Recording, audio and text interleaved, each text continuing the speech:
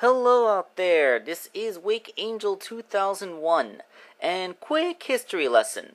Jazzwares first took up the Sonic the Hedgehog license in 2008, until they stopped producing figures with the last release, the Sir Galahad Silver figure, in either late 2014 or early 2015.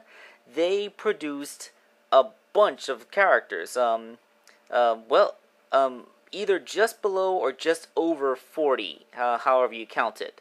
I count characters like the Werehog and the Supers as legitimate variants, while like the transparent Sonic or the Sonic that comes with the glove so he can hold Caliburn are not extra characters. But yeah, that's how I count it. But despite all of these characters, and really, it's kind of shocking when you look back that they only did video game characters, and yet it's such a huge line, all things considered. I can't help but feel that there's just a few more missing. Of course, I was really sad to find out that we wouldn't be getting a Rouge or Omega from them, especially knowing that it came so close to getting a Rouge released. They even had prototype packaging and everything. It just fell through somehow. So unfortunately, Team Dark didn't get completed. We also didn't get Cream and Cheese. I see Cheese being released as an accessory with Cream, the same way that you got like Doomseye with Shadow. But yeah, that would have rounded out Team Rose, and with that, all of the major teams from the video games would have been completed, which again is a big shame. But there is one character that leaves a particularly deep hole, and that is, of course, from the Sonic Generations line, Classic Knuckles. I mean, they made every classic character, even Amy Rose, who didn't appear in the Sonic Generations video game, so his absence is very noticeable. Well, I'm here to rectify that today.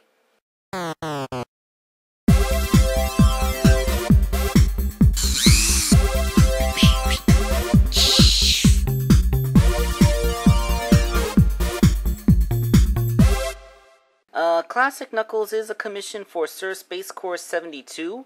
A long time ago, he sent me a big care package full of figures and parts that I could use to make customs, which has been very helpful. I made a Silver Sonic figure for him a long time ago, but he had one other figure due, and I finally got around to making the second one, which was this. I also want to give special thanks to Strapper01, he's the guy that animated my intro sequence, for providing me with additional parts, and he actually did make a Classic Knuckles custom, and I'm pretty much using the exact recipe that he did. So, yeah, special thanks for Strapper01 who came up with this idea. Okay, so let's go ahead and make the toy. The torso is just regular old Knuckles torso. It's just that thing. The hands and feet, however, come from the Tomy Gashapon Knuckles. You know, that little buildable figure you get in the blind ball. The hands have little holding thingies drilled into them, but that can be cool. Now this Knuckles can hold things. Now, the real mystery parts are these arms and legs.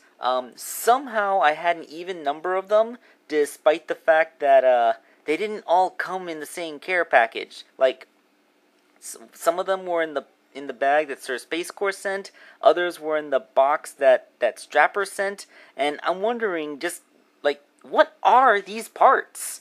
I mean, they're Knuckles' arms and legs, clearly, but look at them. They were clearly engineered as arm and leg parts for a figure that had the bicep and knee swivels. The thing is that they never released a Knuckles figure with these kinds of bicep and knee swivels. Like Sonic and Tails came out with bicep and knee swivels, but not Knuckles. The only thing I can think is that these come from the Free Riders figure, but first of all, I've never actually seen the Knuckles Free Rider figure in person, but assuming his arms and legs are built like the other Free Riders figures, they're supposed to have like those little nubs that come out in the joints so that they don't bend backwards. I mean, that's what the Tails and the Wave figures had. Like, what are these parts? I mean, I have no idea where they came from. They were sent to me as just disembodied limbs. In fact, some of them were damaged and missing the pin disc, and I had to install the pin disc from other broken arms and legs. Like, these are total mystery parts, and they just happen to stumble in my lap, so because of serendipity, I just so happen to have the perfect pieces I need to finish this Knuckles body. I mean, look at it. It's a perfect little classic Knuckles body.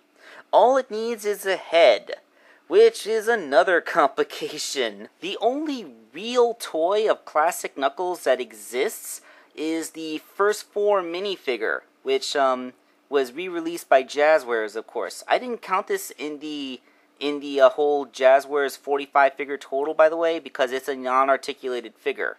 But the thing is, I couldn't use regular Knuckles' head because it's proportionally too small. As we all know, classic characters have larger heads in comparison. Speaking of comparisons, I decided to put the first 4 Knuckles figure next to the classic Sonic figure to show the difference in their height, as well as the first 4 Sonic figure for a bit of context. Now, at first you might think, well, if these figures are all made in a smaller scale, won't Knuckles' head look small?